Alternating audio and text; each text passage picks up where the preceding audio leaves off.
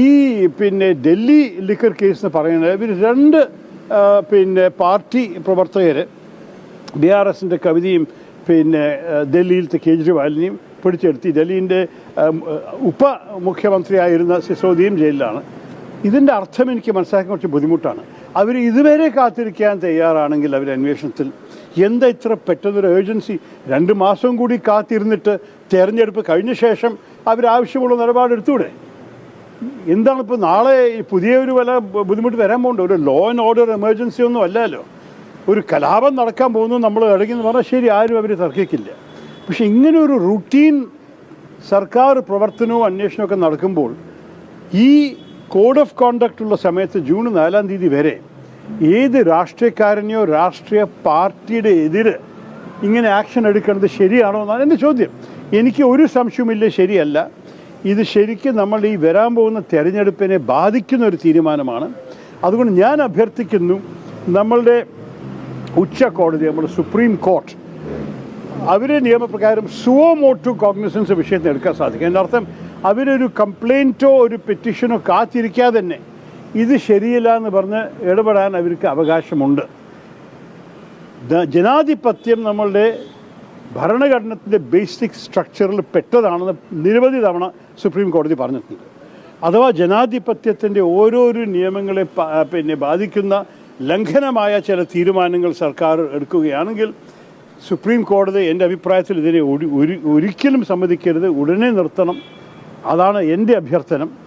ഞാൻ ഇത് കോൺഗ്രസ് നേതാക്കളോടൊപ്പം ചർച്ച ചെയ്യാൻ സാധിച്ചില്ലെങ്കിലും എൻ്റെ വിശ്വാസമാണ്.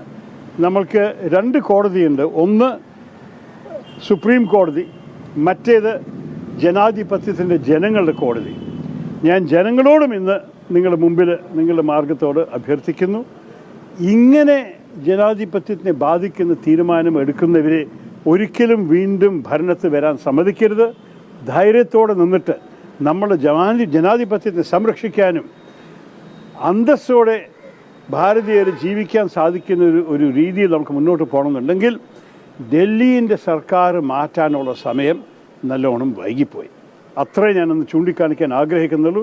പക്ഷേ സംഭവിച്ചതെല്ലാം അന്യായമാണെന്ന് ഞാൻ നിങ്ങൾക്ക് നേരിട്ട് ചൂണ്ടിക്കാണിക്കും.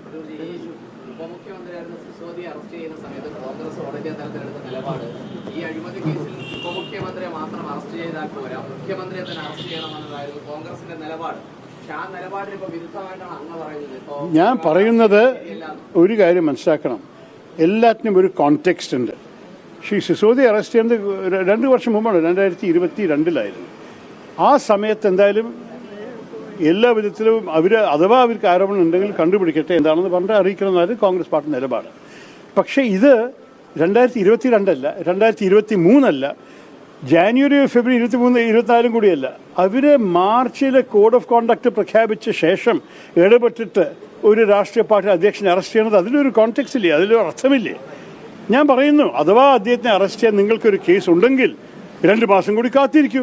ജൂൺ 4-ാം തീയതി കഴിഞ്ഞിട്ട് നിങ്ങൾ ആവശ്യമുള്ളതൊക്കെ ചെയ്തോളൂ, അഥവാ നിങ്ങൾക്ക് ശരിക്കും ചെയ്യാനുള്ള അടിസ്ഥാനം ഉണ്ടെങ്കിൽ. പക്ഷെ ഈ സമയത്ത് ചെയ്യണത് ആർക്കും ഒരു സംശയവുമില്ല. ഇതിൻ്റെ സന്ദേശം എന്താണ്? നിങ്ങൾ സർക്കാരിനെ എതിരിക്കാൻ അവരാണെങ്കിൽ ഈ തെരഞ്ഞെടുപ്പിൽ നിങ്ങൾക്ക് എളുപ്പത്തിൽ ഇറങ്ങാൻ സാധിക്കില്ല എന്നാണ് സംഭവം.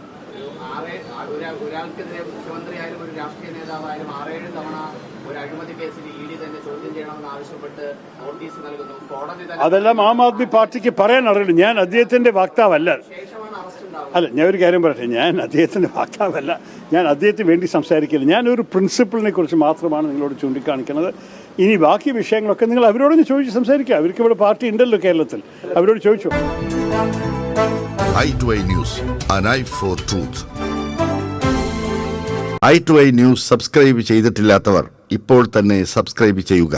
നോട്ടിഫിക്കേഷൻ ലഭിക്കുവാൻ ബെൽ ബട്ടണും അമർത്തുക.